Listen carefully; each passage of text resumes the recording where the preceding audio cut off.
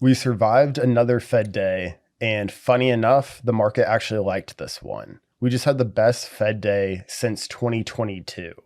Yeah, pretty amazing actually. The market reaction on the Federal Reserve's forward guidance and Jerome Powell's press conference was very positive, and it was interesting to see because the dot plot that they issue every other Fed meeting, or the summary of economic projections, to be use the technical term, was pretty much the same as it was last meeting, showing 2 rate cuts in 2025, 2 rate cuts in 2026.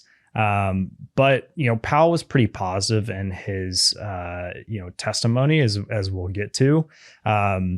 But it was nice for a change to have a positive reaction on a Fed day, because it seems like more often than not in recent history, we've had negative reactions by the market.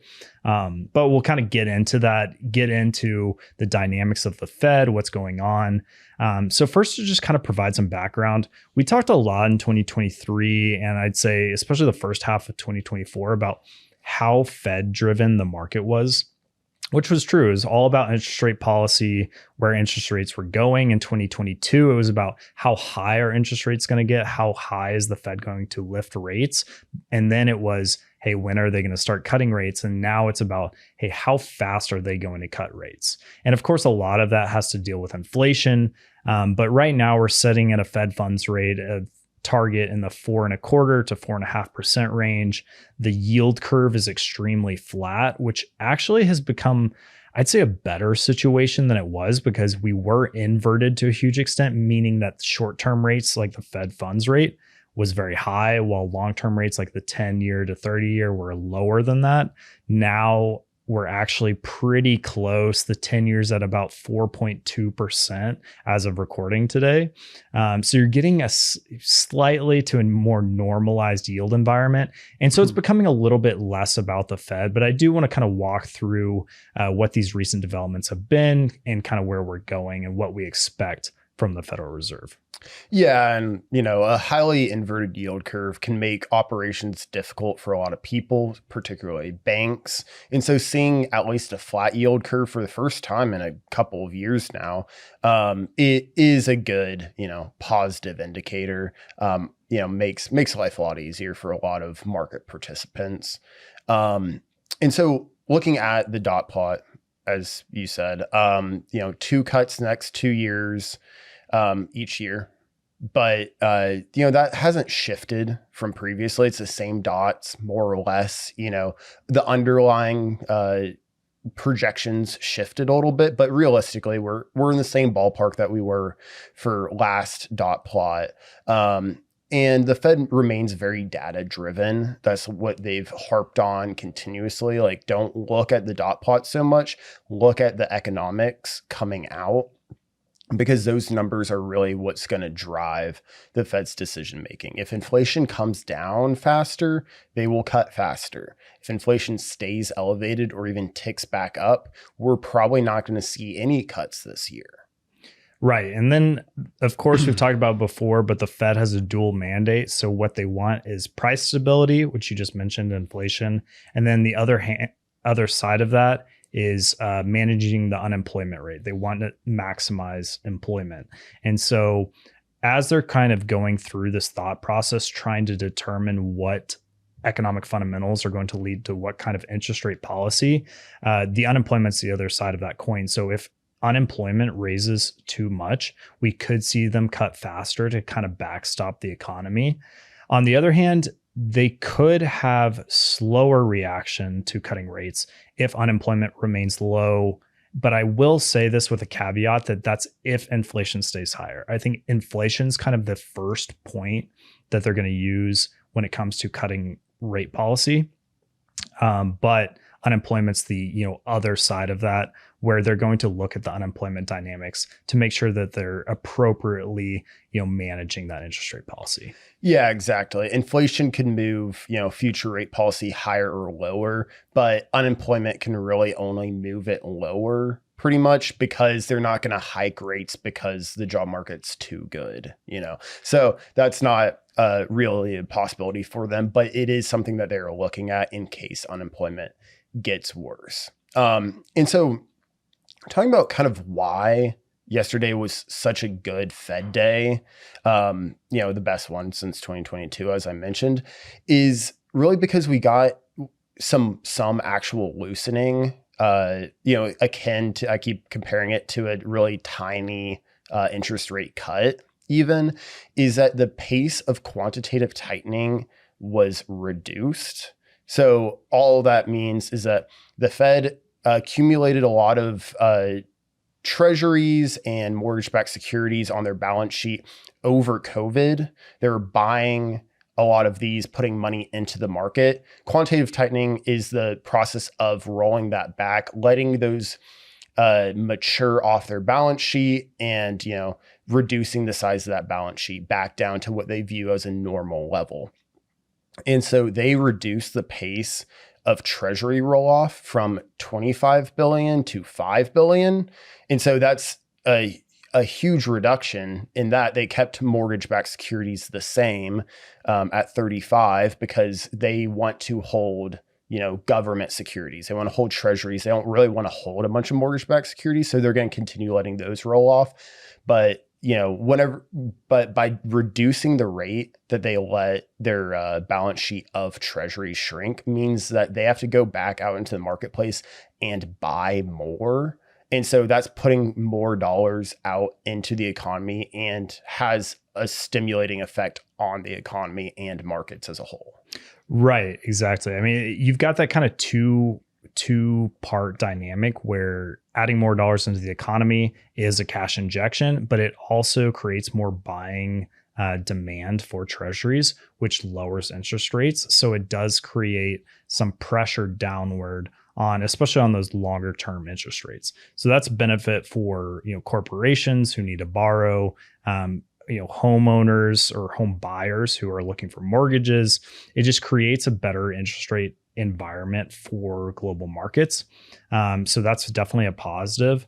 And then also on the MBS side, we expect those spreads to stay pretty wide. I mean, we've been pretty positive in the MBS market because spreads are pretty decent over treasuries. And a lot of that is agency mortgage-backed securities, which means they're federally guaranteed debt. So you're getting for what's also federally guaranteed, you're getting a bump over what you're yielding on treasuries. We view that as pretty attractive. Those spreads are some of the widest that they've been, a lot because of the dynamics. We talked about this on our most recent podcast on mortgages and home buying, but it does create an interesting environment in the MBS market. And so we view those pretty attractively. But by maintaining their current roll off on MBS, it's not going to tighten spreads there too significantly. Yeah. And so, rolling off at 5 billion a month for treasuries and 35 billion a month for mortgage-backed securities sounds like a lot. And it is a lot. That's a lot of money every month to be rolling off the balance sheet.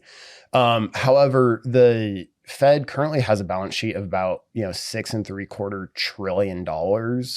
And it was about 3 trillion prior to COVID.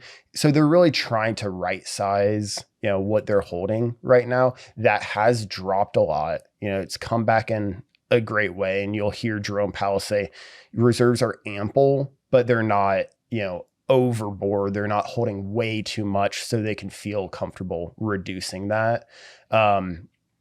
Which I just, is, to put it into context, we're still, approximately 6 years away from being normalized back down to kind of where the Fed wants to be.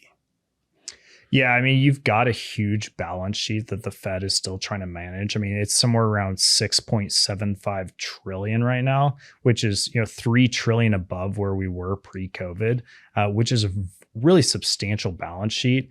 And we just saw that balloon so astronomically during the COVID period. They really would like to see that wound down to a greater extent.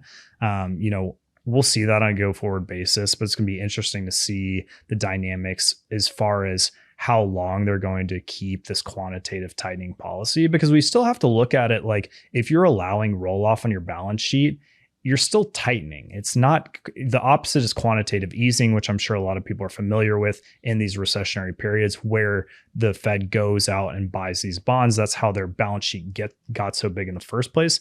They wanted to do a cash injection into the economy, bought a bunch of bonds, said, hey, here's all this cash, go do something with it, stimulate the economy. Well, right now we still are net tightening, which is still, putting pressure on economic activity, which is their whole goal, is to decrease inflation. So we still have to look at it like it is tightening, but it's less intense tightening, which is in and of itself a little, in an easing direction, which is a positive for markets, like you said. Yeah. And so turning back to the dot plot, under the summary of economic projections, underneath the dot plot, we have a whole lot of underlying assumptions that go along with it.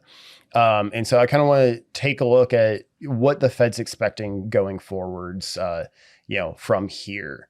And so, first thing that everyone's thinking of, the big headline piece, what their inflation expectations.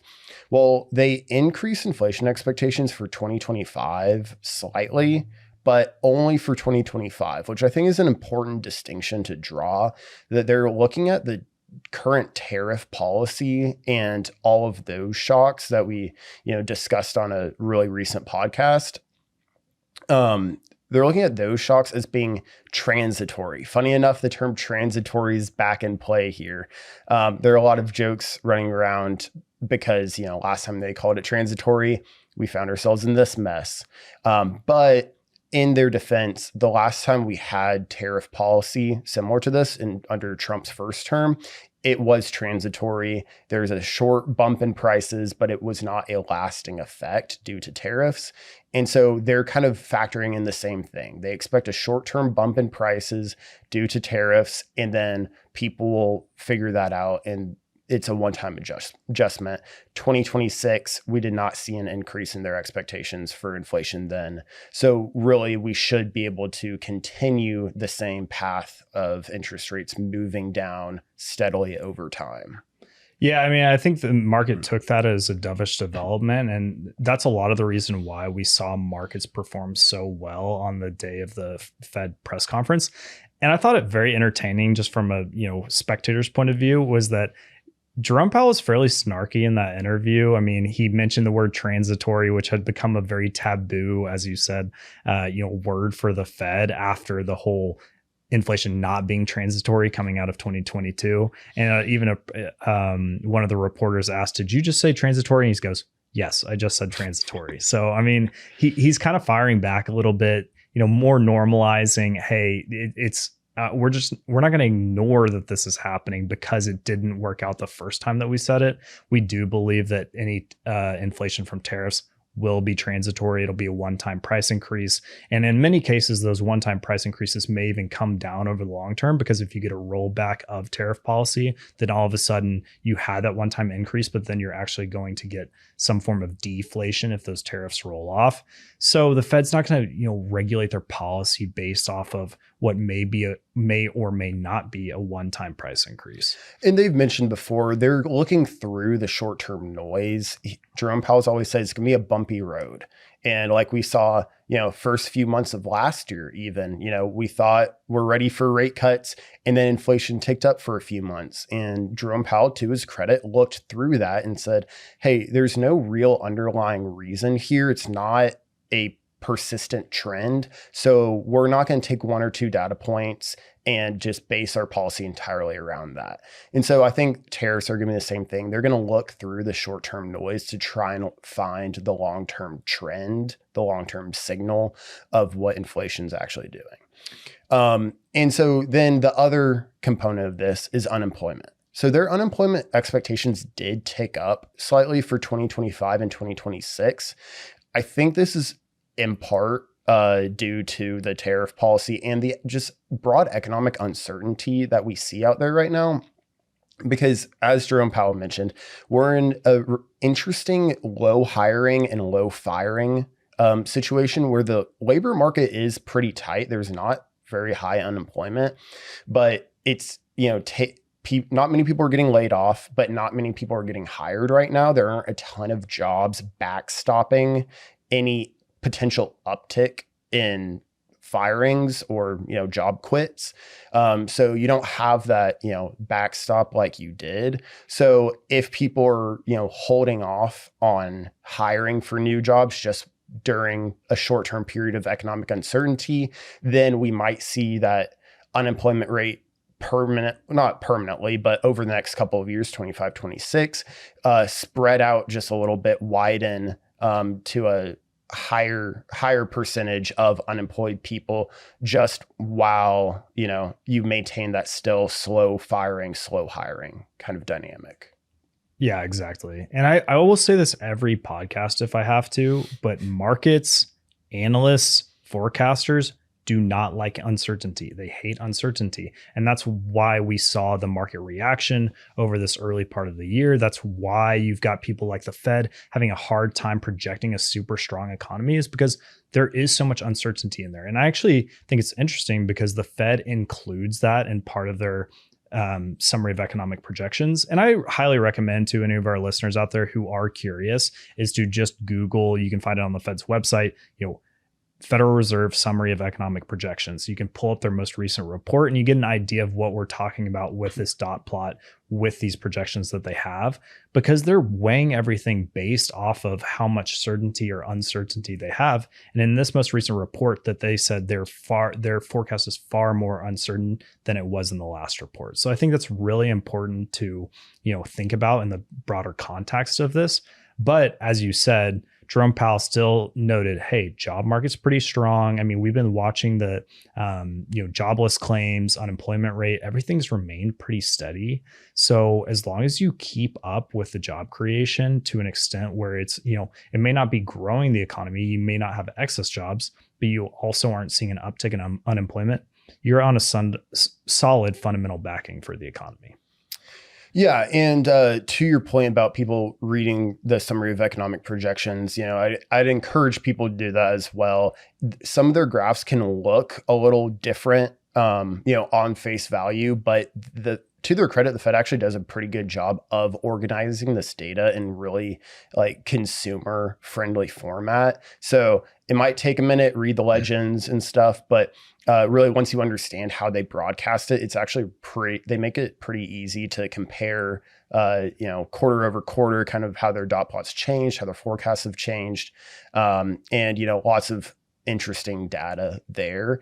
And one more piece of interesting data there is, we've talked a lot about recession concerns, coming off of a shaky first quarter, really, at least broad way through the first quarter. And while the Fed acknowledges that, recession risks are higher than they were last time they met, they're still not elevated. The Fed still doesn't see a recession. And they're acknowledging the possibility that a recession, could come to fruition, could just appear, but they're really not concerned about that right now. And they're still really just focused on their dual mandate and not worried about breaking anything to the point of, recession risk territory. Right. And I think that leads us into, because I wanted to articulate just how Powell presented himself in the press conference as well. And I feel like that was a big reason why markets had an upward lift, was that he doesn't sound worried about the current situation, feels good about the direction of inflation, feels good about the job market, those being that dual mandate. And so I think that give a lot of reassurance to markets, because we've seen all forms of Powell over the last 2-3 years, all the way from transitory the first time to now there needs to be economic pain to get inflation down, to, hey, this is what our, rate cut projection looks like, to now, hey, I think things are going well in the economy. We're slowly getting back to that 2% target. Everything's fine. Nobody freak out. And that's a very reassuring thing to see from the head of the Federal Reserve. Yeah. And so I think, that's a great way to just kind of give the bottom line of, it was a positive meeting.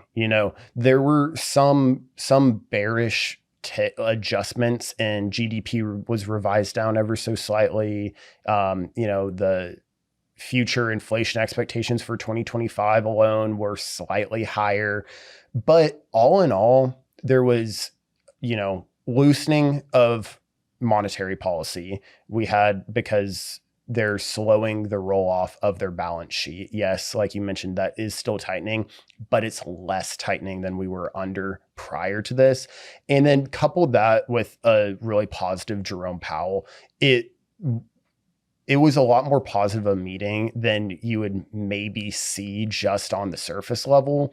If you looked at, GDP expectations, inflation expectations, it was actually a really good meeting. Yeah, I completely agree. And the Fed's going to stay data dependent as always. They always say we're going to remain data dependent. Our projections are going to shift. And we're certainly going to see changes in the summary of economic projections on a go forward basis. That's just the nature of these things.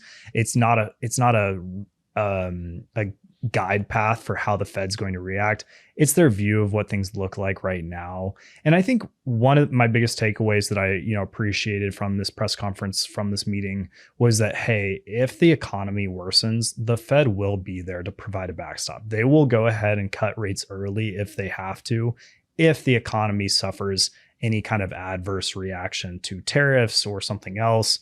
That I think gives investors more reassurance because the Fed isn't myopically concerned with inflation, but they're willing to support the economy in a worst case scenario. So overall, feeling good about the Fed. I like where we're at right now. We've, definitely changed our opinions over time about how we feel about Fed interaction in the market, but I think we're sitting at a pretty stable place right now. Yeah, and I think the final takeaway that you kind of alluded to earlier, that not only do investors hate uncertainty, so does the Fed. And that's why, and that explains a lot of why they kind of pared back their GDP expectations. They went a little bit more conservative with their inflation expectations. The Fed's going to forecast conservatively, just like businesses do with their forward earnings. The Fed's going to forecast more conservatively when there's more uncertainty. And that was really the big change that Jerome Powell mentioned. Not so much underlying data, but it was just there's more uncertainty, so they're going to pull in their expectations a little bit. And so I think once we get through this short period of economic uncertainty, we can get back to, a more clear-cut trend line for the Fed's policy moving forward. Absolutely. Well, I couldn't have said it better myself. Hunter, thanks for joining me on the podcast today. Yeah, thanks, Victor.